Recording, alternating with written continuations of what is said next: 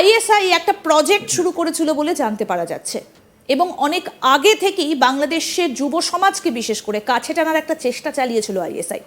কিভাবে এই চেষ্টাটা চলেছিল, সেই প্রজেক্টটাই বা কি ছিল, আপনি কিছুটা আগে বলেছেন, যদি একটু বিস্তারিতভাবে বলেন। আমি এর আগের দিন যে আলাপটা করছিলাম সেটার আগে আমার মনে হয় আরো একটা বিষয় শুরুতে বলে নেই। একটা দীর্ঘ সময়, অর্থাৎ মুক্তিযুদ্ধের এটা প্রায় 53 বছর পার হয়েছে আমাদের, 71 এর পরে এটা 2024। তো আপনি যদি লক্ষ্য করেন গতকালকের একটা ঘটনা, তাহলে মনে হয় আমি আপনার এই প্রশ্নটা জুড়ে দিতে পারি সেটার সাথে। সেটা হচ্ছে যে মোহাম্মদ আলী জিন্নাহর মৃত্যুবার্ষিকী এবং জন্মদিন, গতকালকে জন্মদিন পালন হয়েছে।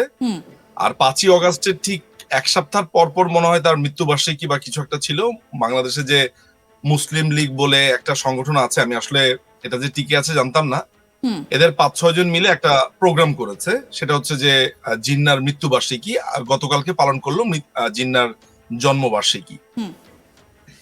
এর মানে যেটা দাঁড়ায় সেটা হচ্ছে যে এই যে এত কিছুর পরে পাকিস্তানের যেই ভূতটা, পাকিস্তানের প্রতি যেই মমতা সহমর্মিতা বাংলাদেশের একটা অংশের মানুষের মধ্যে, এটা একটা দীর্ঘ সময় ধরে পতিত ছিল। তা না হলে এত কিছু হয়ে যাবার পরে এত এই পরাজিত শক্তি 54 বছর পর্যন্ত টিকে আছে। সেই প্রোগ্রামে দেখা যাচ্ছে যে এক একজনের বয়স ধরা যেতে পারে 80-95, তরুণও আছে সেখানে, কিছু তরুণকেও তারা দলে ভিড়িয়েছে।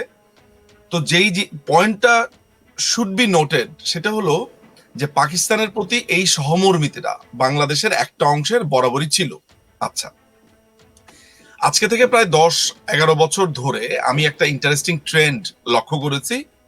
পরবর্তী সময় সেটা নিয়ে ইনভেস্টিগেট করেছি যে ঘটনাটা কি হচ্ছে। সেটা হলো, আপনি ইউটিউব এবং বিভিন্ন ভিডিও মাধ্যমে যেটা দেখা যায় সেটা হলো যে পাকিস্তানের কিছু ছেলে পেলে আমাদের কিছু মুভি রিভিউ করছে, আমাদের কিছু ঘটনাকে রিভিউ করছে, গানকে রিভিউ করছে।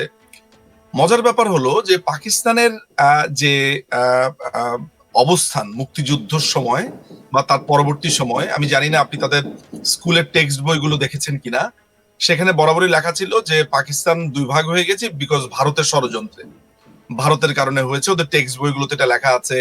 এবং আমাদের মুক্তিযোদ্ধা যারা আছে তাদেরকে ভারতের চর, দুষ্কৃতকারী সেগুলো বলে অভিহিত করা হয়েছে। ঠিক যেভাবে মুক্তিযুদ্ধের সময় দৈনিক পাকিস্তান, ইত্তেফাক, তারপরে সংগ্রাম, ইত্তেফাক নট শিওর, সংগ্রাম পত্রিকা, পূর্বদেশ পত্রিকা, তারা মুক্তিযোদ্ধাদেরকে ভারতীয় চর, এবং আমি চাইলে আসলে সেসব ডকুমেন্টস গুলো আপনাকে দিতে পারি, আমার কাছে আছে। সো সেইভাবে সম্বোধন করেছে। তো হঠাৎ করে কি এমন হলো যে পাকিস্তানের কিছু তরুণ 7ই মার্চের ভাষণকে রিভিউ করছে। দেখবেন যে বঙ্গবন্ধু 7ই মার্চের ভাষণটা হচ্ছে, একজন ছেলে এবং একজন মেয়ে সেটা শুনছে, তারপরে যখন আপনার ভাষণটা শেষ হচ্ছে সেটা নিয়ে তারা রিভিউ করছে, খুবই পজিটিভ রিভিউ। এরা কারা? এই যে আপনি যেটা বলছেন যে একটা ছেলে একটা মেয়ে রিভিউ করছে, এরা কি পাকিস্তানি? এরা পাকিস্তানি। তো এই ঘটনাটা যখন হচ্ছে, ধরা যাক আপনাকে বা আপনার দেশের প্রতি কিছু পাকিস্তানি ছেলে পেলে বলা শুরু করলো যে ভারত এবং পাকিস্তান ভাই ভাই, আসলে আমাদেরকে কিছু মানুষ আলাদা করে রেখেছে, এই ধরনের খুবই ইমোশনাল কথাবার্তা। তখন আপনার কাছে একটা পর্যায়ে মনে হতে পারে, খেয়াল করেন আপনার মাইন্ড নিয়ে খেলছে, একটা পর্যায়ে আপনার কাছে মনে হতে পারে আল্লাহ এভাবে পাকিস্তানি লোকজন আমাদেরকে এইভাবে চিন্তা করছে, তারা এইভাবে আমাদেরকে ভাবছে, ওদের সাধারণ জনগণ এত ভালো। তখন আপনি গিয়ে কি করবেন, একটা কমেন্ট করলেন যে না না, তোমাদের সাথে তো আমাদের কোনো শত্রুতা নেই, তোমাদের অমুকের সাথে আছে, তমুকের সাথে আছে, এগুলো। এই যে আপনার ভেতরে জিনিসটাকে স্বাভাবিকীকরণ। দেখুন, আমি ব্যক্তিগতভাবে যুদ্ধ চাই না, আমিও ব্যক্তিগতভাবে হিংসা এগুলো ধরে রাখতে চাই না, কিন্তু সেটা কখন? সেটা হচ্ছে এই রিকনসিলিয়েশন, আপনার যে আপনি যেভাবে ভাববেন বা আমি যেভাবে ভাববো, এইটা ঠিক তখনই হবে। এবং এইটার একটা নাম আছে, নামটা হচ্ছে রিকনসিলিয়েশন। অর্থাৎ আবার পুনরায় সমস্ত কিছু ঠিক হয়ে যাওয়া, একটা লাইনে সমস্ত কিছু চলা, একসাথে চলা। কিন্তু রিকনসিলিয়েশন যখন হয়, তার আগে মাথায় রাখতে হয় একটা ট্রানজিশনাল জাস্টিস হতে হয়, একটা বিচার প্রক্রিয়া হতে হয়। যে অপরাধ করেছে, যে অন্যায় করেছে, সেইটার যদি প্রপার বিচার না করতে পারেন এবং আপনি ব্যাপারটাকে ভুলে যান যে যা হওয়ার তা হয়েছে, এই যা হওয়ার তা হয়েছে এটা হলেই আপনার রিকনসিলিয়েশন হয় না। তো পাকিস্তানিরা আমাদের প্রায় 30 লক্ষ কিংবা তারও অধিক মানুষকে মেরে ফেলেছে, বাংলাদেশিদেরকে। এবং এখানে কিন্তু প্রায় মানে দু রকমের হিসাব আছে, 17,000 বা 27,000, যেটাই হোক না কেন, এই দুটোর অ্যামাউন্টের একটাও হলেও সে আপনার ভারতীয় যারা সৈন্যরা বাংলাদেশের স্বাধীনতা সংগ্রামে যারা আমাদের জন্য এসেছিল এই দেশে, তাদের অনেক সৈনিক নিহত হয়েছে। তো এই যে পুরো প্রক্রিয়া, এতে কিন্তু পাকিস্তানি এই সৈন্যদের বিচার হয়নি। বাংলাদেশে যে পাকিস্তানি দালাল ছিল, এদের বিচার আংশিক হয়েছে। আপনি জানেন যে বঙ্গবন্ধু কন্যা মাননীয় প্রধানমন্ত্রী শেখ হাসিনা, তিনি থাকা অবস্থাতে 6 জনের ফাঁসি হয়েছিল, বেশ কিছু মানুষের জেল হয়েছে, তারা এখনো জেলে আছে। এবং 1972 সালের পরে বঙ্গবন্ধু জীবিত থাকা অবস্থাতে আপনার এই বিচার প্রক্রিয়াটা কিছুটা হয়েছিল।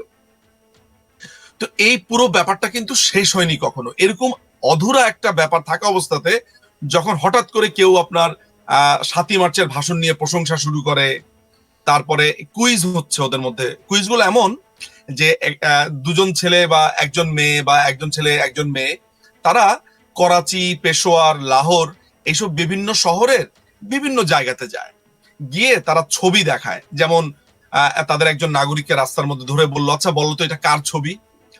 প্রধানমন্ত্রীর ছবি দেখিয়ে বলছে। তো তখন সেই ভদ্র মহিলা বা ভদ্রলোক দেখে বলছে যে এটা শেখ হাসিনার ছবি। তারা কিন্তু আবার শেখ হাসিনা বলে, শেখ হাসিনা ওয়াজেদ বলে।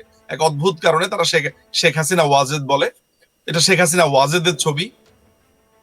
আর তারপরে হচ্ছে যে আপনার সাকিব আল হাসানের ছবি দেখায়। মানে বাংলাদেশে যেসব পপুলার বিষয়াদিগুলো আছে, যেমন সাকিব আল হাসান আপনি জানেন যে ওয়ার্ল্ড স্টেজে সে খুবই পরিচিত, তো এইসব মানুষের ছবি দেখায়।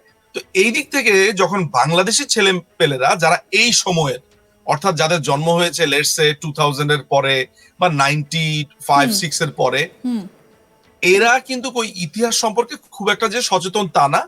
সেগুলো নিয়ে আমাদের একটা বড় ধরনের ব্যর্থতা আছে যে আমরা কেন ওই ইতিহাস সচেতন করতে পারলাম না।